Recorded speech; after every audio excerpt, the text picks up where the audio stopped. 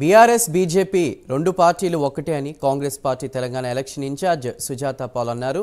హన్మకొండలో పర్యటించిన ఆమె పార్టీ ఆఫీసులో కాంగ్రెస్ నేతలతో సమావేశమయ్యారు. అనంతరం మీడియాతో మాట్లాడిన ఆమె బీఆర్ఎస్ బీజేపీ ఒక్కటే అన్నారు. బీఆర్ఎస్ నేతలు బీజేపీకి బానిసలుగా మారారని తీవ్ర వ్యాఖ్యలు చేశారు. 10 ఏళ్లుగా పార్లమెంటులో బీజేపీకి మద్దతు ఇచ్చింది కల్వకుంట్ల కుటుంబమే అన్నారు.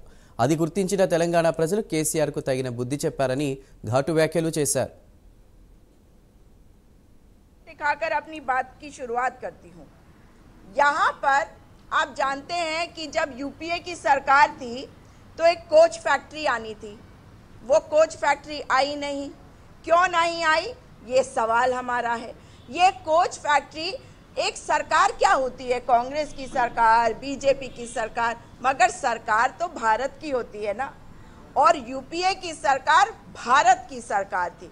कभी नहीं किया कि तुम्हारे राज्य में कांग्रेस नहीं है, तुम्हारे राज्य में बीजेपी है या तुम्हारे राज्य में किसी और की सरकार है, कभी नहीं किया।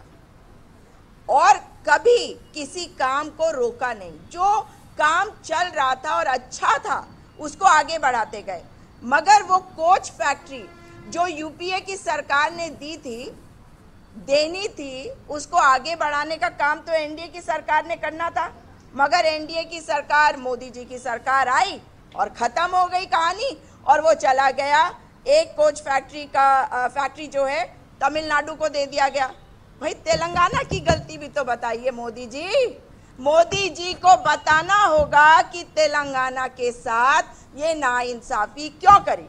भाई सच्चाई तो ये है कि आप जानते हैं केसीआर गारू 10 साल तक मज़े करते रहे, 10 साल तक बीजेपी को हर चीज में मदद करते रहे। आज जब किसान कानून की बात आती है, आप सब और हम सब एक ही जगह होते हैं कि किसानों के साथ गलत किया। ఇలాంటి కబ్జా కోర్లని పనులు చేసి అసలు పనులు చేసి అలాగే పర్సెంటేజ్ రూపాయో 2 రూపాయలు వస్తే తిన్నడంటే దాంట్లో అర్థం పర్థం ఉన్నది. కష్టపడి పైసలు పెట్టిండు కాంట్రాక్టర్ ఉత్తగా ఎవరు చేయడు. కానీ వర్కులు చేయకుంటేనే బిల్లులు ఎత్తిన ఎవిడెన్సులు దొరికినాయి దొంగలై. ఒక్కొక్క అధికారి ఇంట్లో 100 కోట్లు దొరుకుతున్నాయి అంటే అది ఎక్కడి నుంచి వస్తున్నాయి, ఏం చేస్తున్నారు?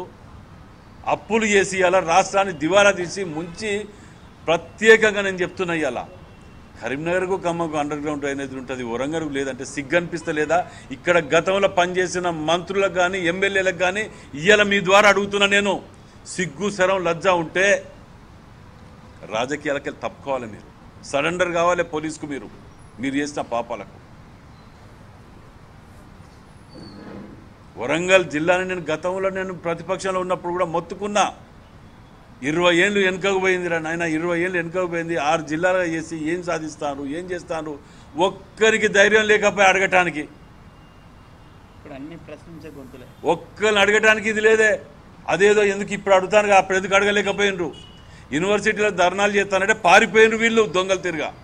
మేము పోయినాం, ఎదిరించి ఆడ కూర్చున్నాం, వాళ్ళతో పాటు మద్దతు ఇచ్చి మా ముఖ్యమంత్రి గారి దగ్గరికి పోయి నేను అడిగిన ఇవాళ పార్ట్ టైం వాళ్ళ గురించి కానీ వేటి గురించి కానీ, సార్ మనం కలిసినాం, గతంలో చెప్పినాం ఇది చెయ్యాలి, దీని మీద ఆలోచన చెయ్యండి అని చెప్పి మేము పోతున్నాం. మేము ఇవాళ మా దగ్గర స్వేచ్ఛ, అది మేము అడిగే హక్కు మాకున్నది.